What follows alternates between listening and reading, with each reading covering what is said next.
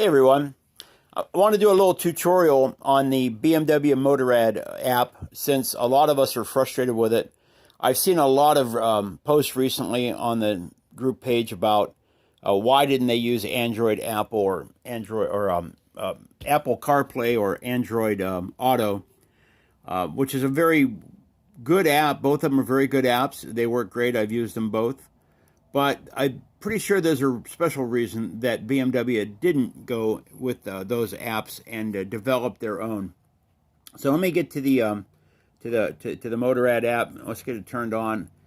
Now, a couple of things here. Number one, it does give you this display in the app, such as your remaining fuel. It gives you weather.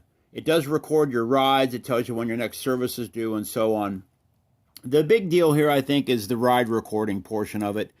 This is something that I don't think Android Auto or Apple CarPlay would be able to do without a lot of heavy development on BMW's side to make it work for their needs. So that's probably why they went and developed their own app.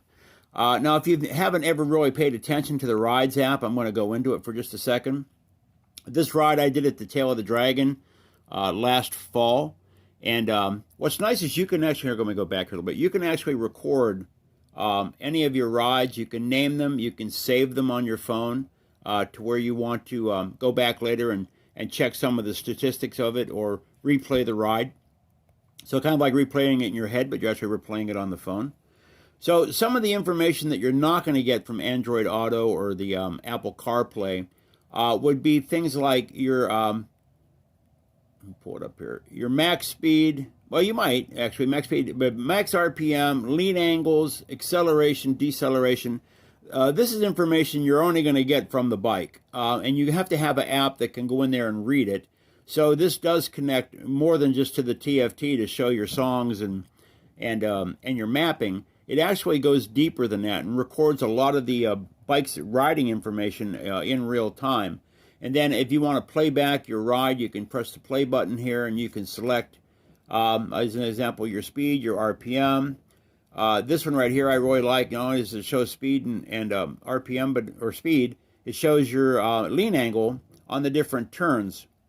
If you go further with that, it'll actually show you when you applied your ABS in turns as well.